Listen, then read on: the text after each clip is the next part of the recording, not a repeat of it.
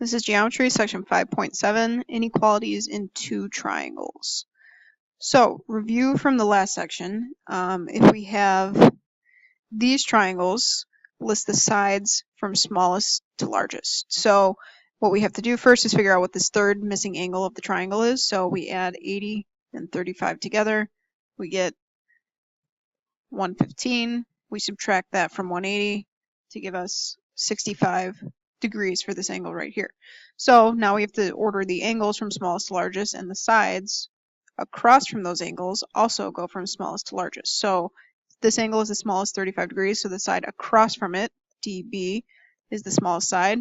65 comes next, so BA comes next, and 80 is the largest, so DA is the largest side. Here, when we have two triangles, we start with the smaller one. So here, same thing, I have to find the angle, so I add 80 and 40 together. That gives me 120. When I subtract that from 180, I get 60 degrees for this missing angle right here. Same thing, 70 and 75 gives me 145. When I subtract that from 180, I get 35 degrees. So starting with the smaller triangle, 40 is the smallest, which makes D the smallest side. 60 comes next, which makes M come next, and 80 is the largest, so V is the largest side of this triangle. V also happens to be the smallest side of this triangle, so we can still just keep going in order. The next smallest angle in this triangle is 70, so A comes next, and 75 is the largest angle, so C is the largest side. All right, so suppose we have this triangle right here. So we've got sides 10, 15, and 13, and we have a 59-degree angle in between the sides 10 and 15. So what would happen if I kept NR as 10, RA as 15, but I increased this angle from 59 to 75 degrees? So I took this side that was right here and I stretched it out. So N and A, by stretching this out, N goes farther away from A. So if this side was originally 13 inches, by stretching out that angle, NA now has to be greater than 13. So we don't know exactly what NA is, but I know that it has to be bigger than it was before because I stretched out this angle in the middle. So this brings us to something called the hinge theorem. So the hinge theorem stems from the fact that this is kind of like a hinge. I'm stretching this out, I'm moving it like a hinge. So using this diagram, we've got AC. So if AC congruent to BU, BU, and CT is congruent to BG. So two sides congruent, two pairs of sides are congruent, but the angles are different. So angle C is less than or smaller than angle B. Then this side right here, AT, has to be smaller than UG. So the smaller side is across from the smaller angle if I have the two sides on either sides of that angle congruent to each other. So two congruent sides, the angle in the middle, so that's why we sometimes call it side angle side inequality theorem. So since this angle is smaller than this angle, but these sides are congruent, this side across from here has to be smaller than that side. So the converse is the side-side-side inequality. So if we know something about the three sides, let's say we didn't know these angles right here, and this side was, this side was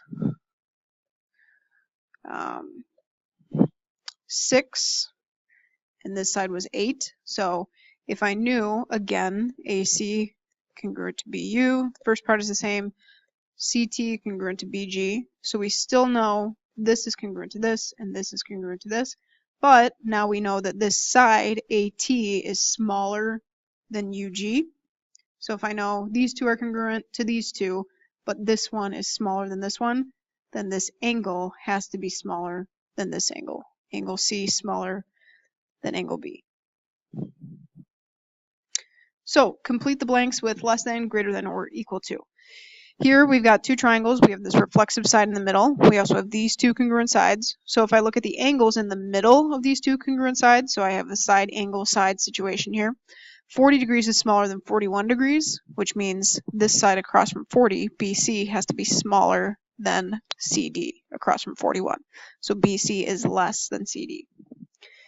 The side inequality here, so now we know, again, we have this reflexive side.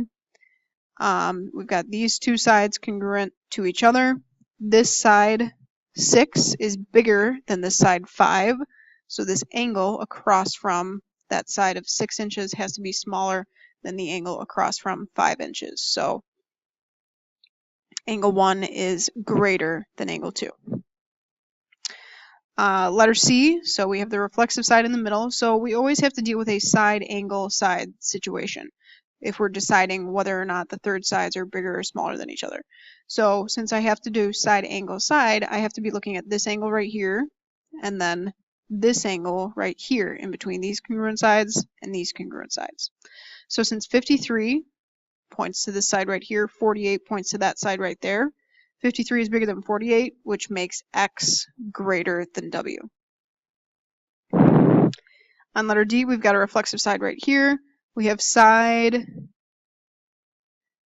angle, side. So these triangles are actually, since they're right triangles, we have the hypotenuse is congruent and the reflexive side is congruent. So we don't have either of the situations here because we don't know anything about these angles right here. We're trying to determine something about angles 5 and 6. So since these triangles are actually congruent by the HL theorem, which we learned in the last section, so these triangles are actually congruent, which makes these two angles congruent to each other. So you could write congruent, actually we would write equal, since we're talking about the measure of the angles. So use the hinge theorem to write and solve an inequality to describe the restrictions on x. So x has to be greater than some number or x has to be less than some number. So here we've got two sides which are 8 centimeters, so we can mark these congruent. We also have a reflexive side.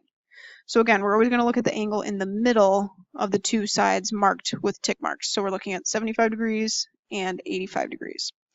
75 is smaller than 85, which means this side has to be smaller than this side. So 2x plus 5 has to be less than 4x plus minus 3.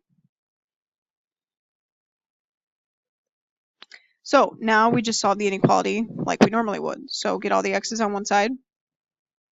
2x minus 3. Add 3 to both sides.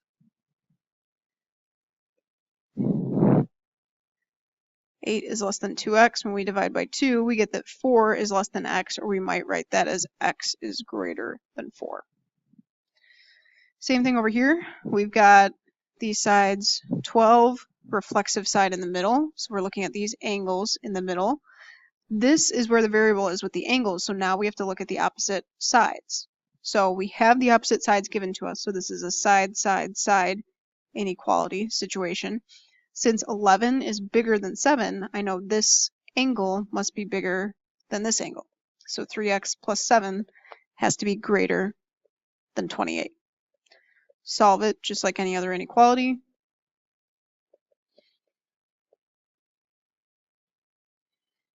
X would be greater than 7.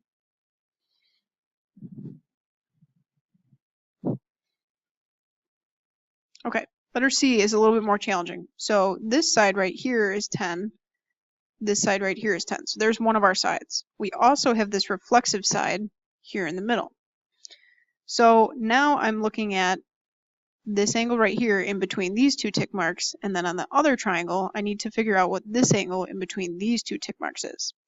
So what we first have to do is say, all right, can we find this angle right here? Well, we've got a triangle. We have two of the angles. So we can just add those two angles together and subtract that number from 180 to give us this angle right here. Then these two angles together have to add up to 180. So this angle would be 105 degrees. So now we're looking at this angle and this 65-degree angle in between these marks and these marks. 65 is smaller than 105, so x plus 7 has to be smaller than or less than 3x minus 11. solve the inequality, subtract x from both sides, get all the x's on the same side. 2x minus 11, add 11 to both sides, 18 less than 2x. When we divide by 2, we get that 9 is less than x, or we might write that as x is greater than 9. Okay, right here. This is a tricky one. So we've got 10 here, here, and here. But we also have the reflexive side in the middle. So if we're trying to write an inequality, since the reflexive side is right here, we're probably going to look at this angle in between these two and this angle in between these two. Because I've got that across from there and this across from here. So we need to figure out what these angles are. This one up here is kind of easy because we've got 60 and 57, which we can add together and get 117, and subtract that from 180 to get 63 degrees right there. So that's 63 degrees. We don't know what this one right here is, and we don't know if these don't add up to 180, because even though they're right next to each other, they don't make a straight line. I only have this angle in the triangle, so I do know that this is an isosceles triangle. Therefore, this angle must be congruent to this angle. So I can take 58 away from 180 and get 122, and then I know that that 122 has to be divided evenly between these two angles since they're congruent. So I take that and divide it by 2 and get 61 degrees for each of these angles. Now, whether I look at this angle, this 61 degrees, or this 61 degrees in between these sides or these sides, I'm also comparing it to the 63 in between these tick marks, the 1 tick mark and the 2 tick marks. So the 63 is across from x plus 3, and whichever 61 I look at, it's across from 10. So since 63 is bigger than 61, I know that this side, x plus 3, has to be greater than this side or this side, which is 10. So we just subtract 3. X is greater than 7.